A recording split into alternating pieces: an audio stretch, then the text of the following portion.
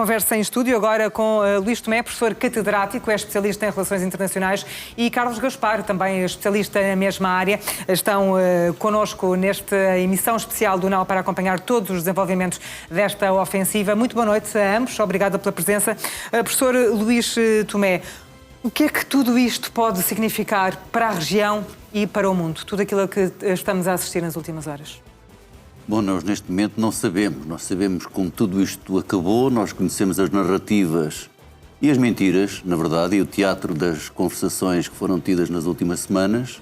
É a segunda vez em que, no meio de aparentes negociações diplomáticas, a administração Trump resolve fazer um ataque direto ao Irão, recordemos, em junho. Há aqui o paralelismo estranho. Que é algo que já começa a ser um padrão, ou não? É um padrão, mas há aqui outros cruzamentos paradoxais e paralelismos interessantes. Por exemplo, nós tivemos a invasão da Rússia da Ucrânia pela Rússia no momento em que a Rússia tinha a presidência do Conselho de Segurança das Nações Unidas. Agora temos a presidência dos Estados Unidos do Conselho de Segurança e o ataque contra o Irão. Mas a realidade é que a forma como o presidente Trump e o primeiro-ministro de Israel colocam os objetivos hoje quando anunciam este ataque é no sentido de mudança de regime e politicamente é um risco que assumem, porque obviamente não havia uma ameaça direta e iminente do Irão para os Estados Unidos, como aliás agora nos últimos minutos vem sendo veiculado quer por Israel, quer pelos Estados Unidos. Por aquilo que estamos a ver e a ouvir hoje, é desta vez que cai este regime iraniano? Ninguém sabe. A verdade é que eles colocaram esse objetivo e instigaram a população e as várias fações e etnias a virem para a rua quando isto acabar. É o que mais ou menos têm dito de forma sintonizada Netanyahu e Donald Trump. A questão é saber se o regime sobreviver, qual é... A alternativa? Não, se o regime sobreviver é porque tem uma alternativa dentro de si. E há indícios de que existe essa alternativa? Claro, toda a gente sabe, os próprios relatórios têm dito que mesmo que fosse bem sucedido nas primeiras horas um ataque que matasse Khamenei, como pelos vistos parece ter acontecido, estava claramente definida uma linha de sucessão, até para dar algum tempo àquilo que no regime iraniano constitucionalmente está previsto, que é a Assembleia de Sábios de 88 membros, terem tempo suficiente para escolher o líder supremo seguinte. Mas é preciso saber quais desses é que sobreviveram também, porque muitos terão sido alvos. Aparentemente, diz acima das fortes probabilidades, a seguir a Khamenei, era um alto dirigente do Corpo da Guarda Revolucionária liderar o país até que o Conselho de Sábios, a Assembleia de Sábios, definisse o próximo Ayatollah. Mas o risco político existe, porque a questão é se o regime sobreviver, e os Estados Unidos e Israel têm preparado uma ação para durar alguns dias, pelo menos, o que é que Netanyahu e Donald Trump poderão invocar para justificar este ataque e para reclamar uma vitória? Porque só a fragilização de um regime que já estava fragilizado não é suficiente.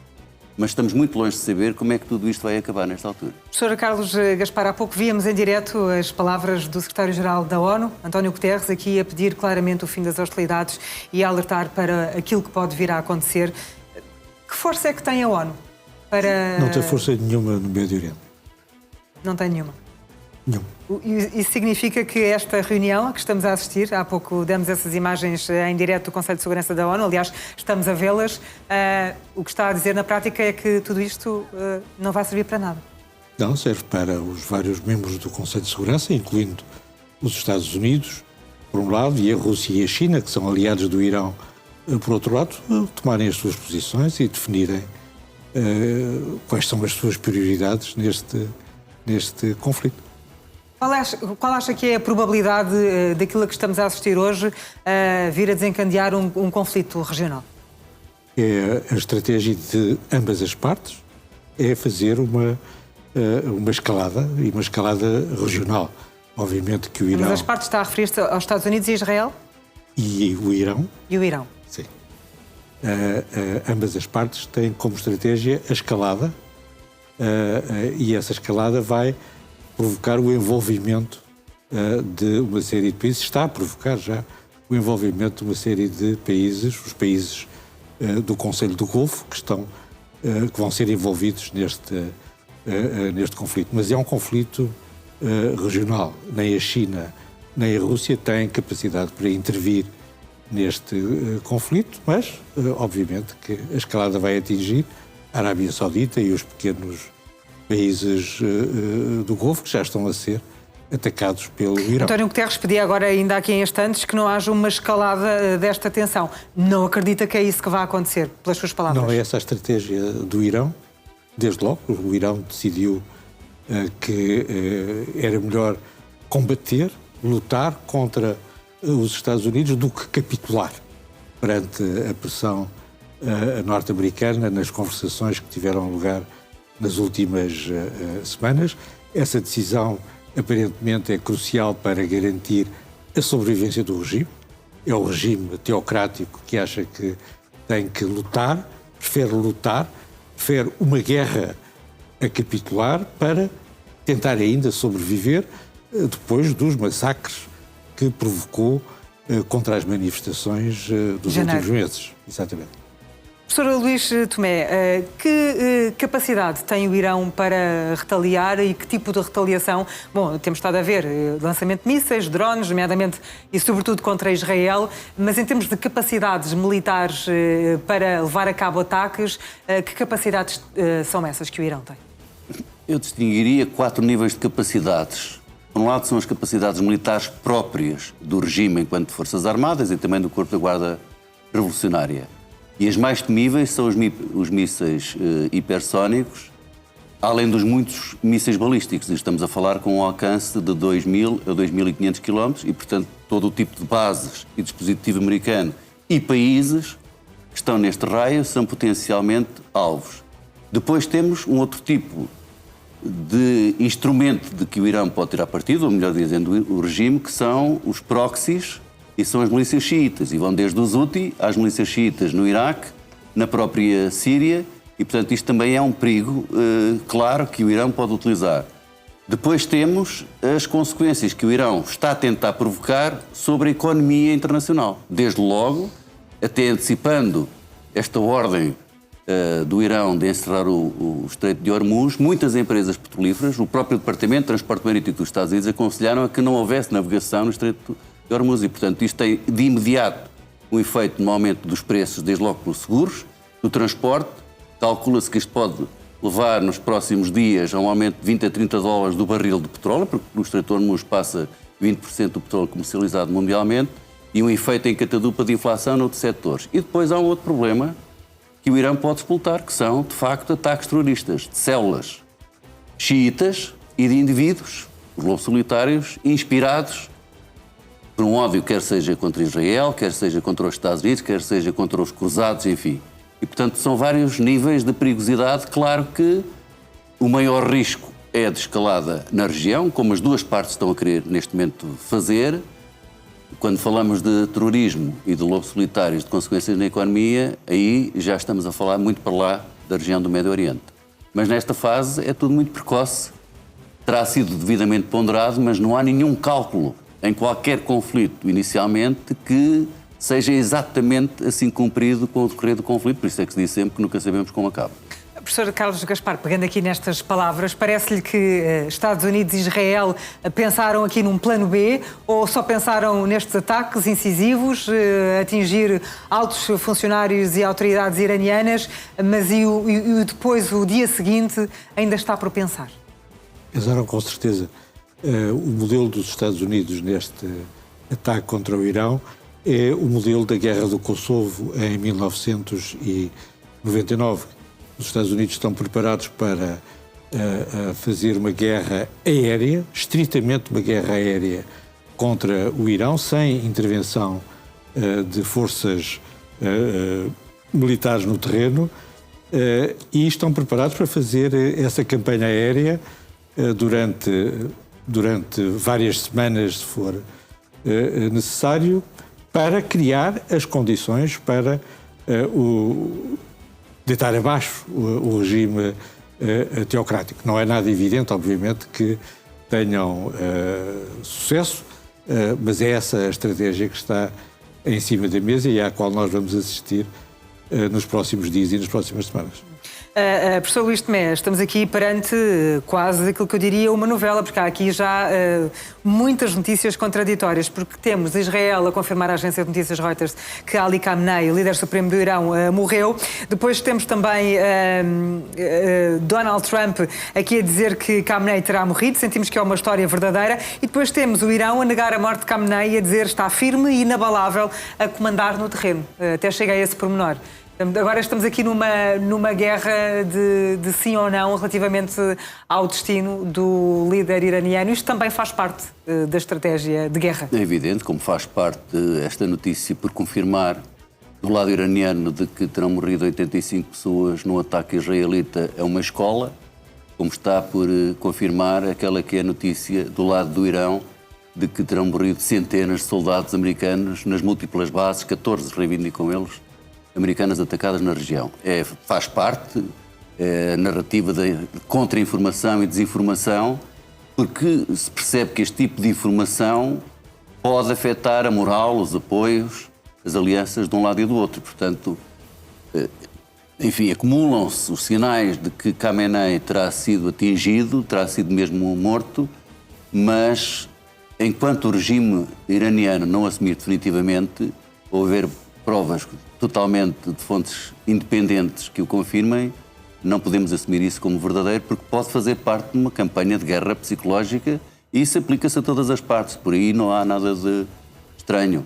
Mas a questão é que o regime antecipou, aliás, nós soubemos depois do ataque de junho que o próprio Khamenei teria definido 3 sucessores para que a Assembleia de Sábios pudesse, entre os 3, escolher. Agora, ele próprio teria feito várias nomeações em cadeia para o caso de alguns, para além dele, serem mortos, mas apesar de tudo, se Khamenei morreu como sempre quis. Ele sempre quis ser mártir. E, portanto, ao menos isso terá atingido. Se não morreu, é provável que venha a ser mártir dentro em pouco. Sr. Carlos Gaspar, a confirmar-se a morte do líder supremo do Irão, Ali Khamenei, isso abre caminho para o fim deste regime no Irão e para a paz no Médio Oriente? De maneira nenhuma. Há uma preparação, porque obviamente pensaram nisso, há uma preparação da sucessão, não apenas do Ayatollah Khamenei, mas também do presidente iraniano, do presidente do Majlis, do presidente do Supremo Tribunal de Justiça. Há sucessores de segunda linha, sucessores de terceira linha, que estão todos preparados para avançar. Há uma especulação sobre quem são ou quem possam ser. Não é por aí que o regime cai. O regime cai porque demonstrou a sua vulnerabilidade extrema na repressão das manifestações. E é essa vulnerabilidade extrema, tiveram de assassinar milhares de pessoas para garantir a sobrevivência do regime, que explica a escolha do momento deste ataque dos Estados Unidos e de Israel. O regime está dividido. O regime iraniano está profundamente dividido e é a partir dessas divisões que nós podemos admitir como razoavelmente provável que o regime venha a entrar numa fase de transição que pode significar, essa sim, quer o líder supremo esteja morto ou não esteja morto, esse é um detalhe neste processo. Ele pode estar morto e ser substituído por um radical, um Pasdaran, um homem da Guarda Revolucionária, provavelmente de uma linha ainda mais violenta, se tal é possível, do que Khamenei, e essa substituição pode, obviamente, acelerar as divisões, as clivagens, a decomposição interna do regime teocrático. Carlos Gaspar, disse agora que o regime iraniano está dividido, mas e em relação, na generalidade, a este país que tem 92 milhões de habitantes? Há divisões também em relação... Como nós vimos das manifestações. Das manifestações. Nós vimos das manifestações e vimos, sobretudo, na repressão, que o regime estava isolado, não se matam. Mas diria que são mais aqueles que apoiam ou que são contra o regime? Um regime só mata milhares de pessoas quando está efetivamente isolado. Diria que são mais as pessoas contra o regime ou a favor? É o regime que o diz quando mata milhares de pessoas. Professor Luís Tomé, há aqui a indicação de que o secretário de Estado americano vai falar com os vários membros que fazem parte do G7, o grupo das 7 economias mais ricas do mundo, mais desenvolvidas do mundo. O que é que Marco Rubio deverá ir à procura? Vai ter que tentar explicar aos outros países aquilo que não explicou antes, porque o próprio presidente Macron o disse, Starman já o tinha indiciado que não houve uma articulação prévia, não houve uma informação prévia dos Estados Unidos deste ataque. Temos que acreditar nisso, não sei se será mesmo assim, mas é o que eles publicamente dizem. Portanto, tal como fez com o chamado grupo dos 8 legisladores do Congresso, Marco Rubio vai ter que agora explicar aos seus mais próximos aliados, os restantes membros do G7, esta ação e aquilo que é o plano dos Estados Unidos, porque não é só justificar isso.